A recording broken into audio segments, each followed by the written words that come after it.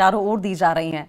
बहुत ही एक्साइटमेंट के साथ ये त्यौहार मनाया जा रहा है, चाहे देश का कोई भी कोना हो। और अब आपको हम 3 तस्वीरें दिखाएंगे जहां पर देखेंगे आप कि किस तरीके से बकरीद की बधाइयां दी जा रही हैं, बकरीद की नमाज अदा की गई और घर में पकवान बने। फिलहाल ये तस्वीर देखिए किस तरीके से जामा मस्जिद के बाहर आप देख रहे हैं कि नींद अदा की गई है। मुंबई, दिल्ली, मुंबई और भोपाल की तस्वीरें दिखाई। 3 तस्वीरें देखिए, जिसमें पहली दिल्ली की है, दूसरी मुंबई, तीसरी भोपाल की है, जहां पर ईद की नमाज अदा की जा रही है, जिसमें बड़ी संख्या में लोग शामिल हुए हैं। देखिए दिल्ली में छोटी छोटी बच्चियां आपको नजर आ रही हैं, वहीं मुंबई की तस्वीरें भी आप देख लीजिए, भोपाल की तस्वीरें भी आप देख लीजिए। लगभग नज़ारा एक जैसा है। आज ये देखिए गले मिलते ही छोटी प्यारी बच्चियां,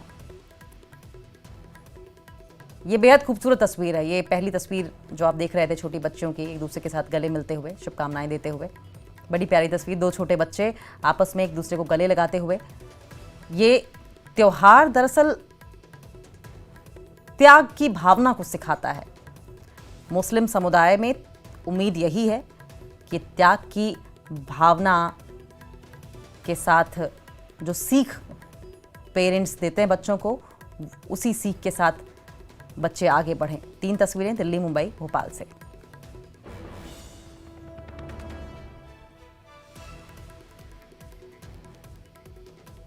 वहीं पीएम नरेंद्र मोदी ने देश को ईद की बधाई दी है। सोशल मीडिया प्लेटफॉर्म एक्स के जरिए ईद का संदेश दिया है। देखिए क्या लिखा है उन्होंने, ईद मुबारक।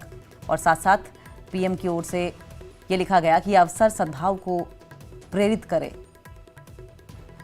साथ साथ नरेंद्र मोदी ने यह भी लिखा कि समाज में शांति के ताने बाने को मजबूत करे, सभी के अच्छे स्वास्थ्य और समृद्धि की कामना, यह अवसर सद्भाव को प्रेरित करे।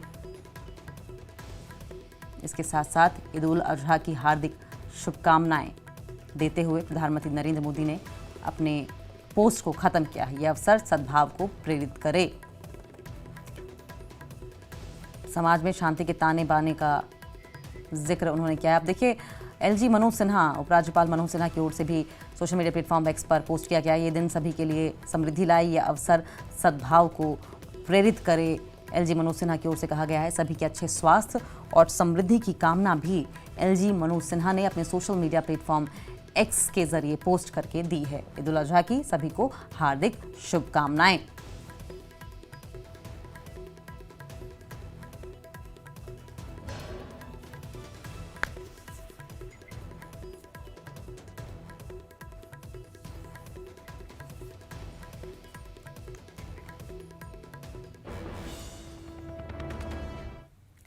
और वहीं आ रही है